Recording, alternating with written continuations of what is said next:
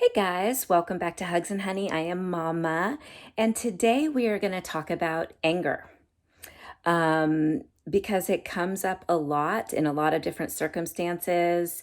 We can get angry, other people get angry, and I think it's kind of important to understand anger, to understand what's happening in people's bodies when they are angry, so that you can learn how to kind of handle people when they're angry so that you can have a productive conversation and you can help other people get over their anger faster and it won't be quite as scary.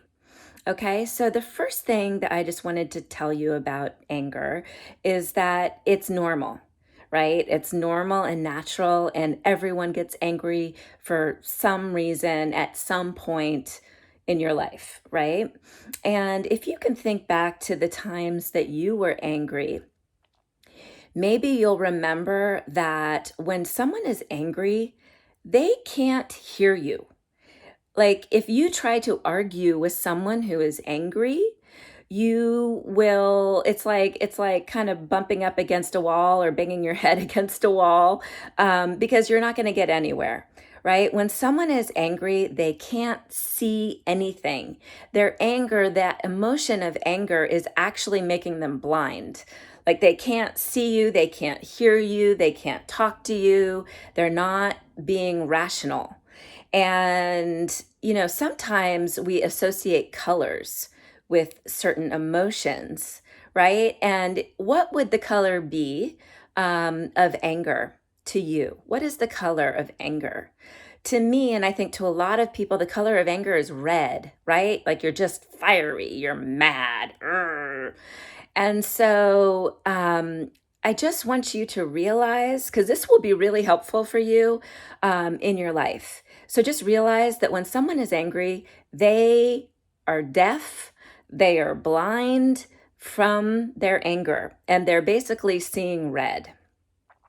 Okay, so if that is happening, the best thing that we can do to help the person who is angry and to help ourselves in that situation too is to not interrupt, not fight, not get mad back at them, but to let them talk or yell or scream or whatever.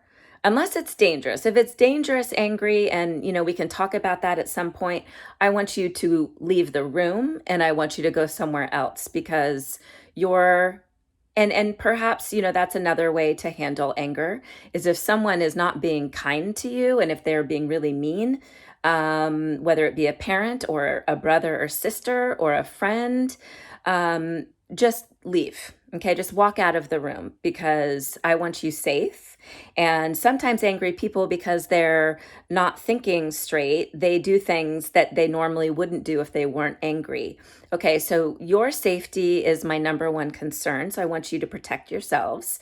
And I want you to be able to learn when you can still stay in the room with that person. Because really, most of the time, people want to be heard.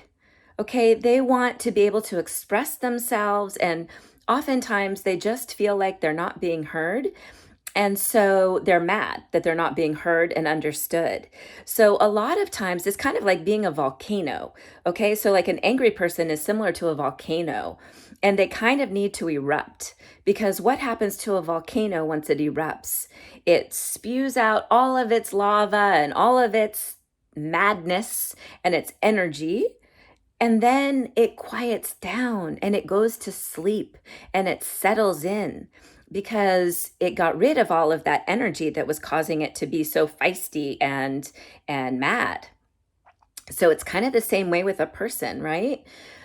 So one of the things that we can remember is that they're not thinking the way that they normally would, that they're mad, and we need to kind of let them get that out. So don't argue with them, just let them say what they need to say. And then usually that calms it down. Like I said, like the volcano, right? So, and then usually you can say something like, I understand. I hear you. Thank you for sharing that with me. And believe me, if you come at someone who's angry like that and you say that to them, they will listen. And they will probably not be so angry anymore because they feel heard and they feel understood. And you've given them that gift of time and listening. And so it's a really, really hard thing to do. Mommies and daddies have a really, really hard time with it, like a really hard time with it. And so, we can even share this with our mommies and daddies if you think our mommies and daddies might need help with this too. You could say, Mommy, get that anger out. I hear you. You're right. And just get it out. And so you can share the analogy of the volcano with them. They may not know this already. They may not understand what's happening. But once they feel heard and understood, then the fire in them goes away. And then you can follow up with maybe a hug, maybe a kiss, maybe telling them that you love them, something like that.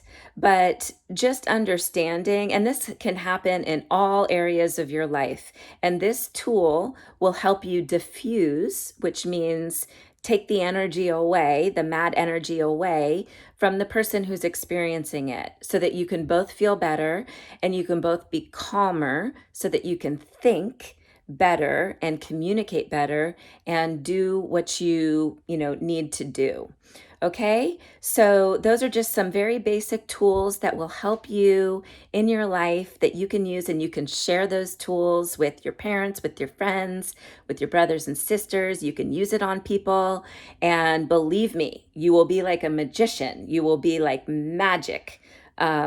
When you use this tool. So good luck with that. I'd love to hear your experience with that. Any stories you want to share? I always want to hear stories, and I always want to hear how anything I have said has impacted your life or helped you, or any stories that you want to share, any problems, anything. Please share it with Mama, because I would love to communicate with you and hear from you and talk about the things that you want to talk about. Okay. So I see you, I hear you, I'm here for you, and I love you. And I hope you have an awesome night, awesome day, and I'll see you tomorrow. Okay. Bye.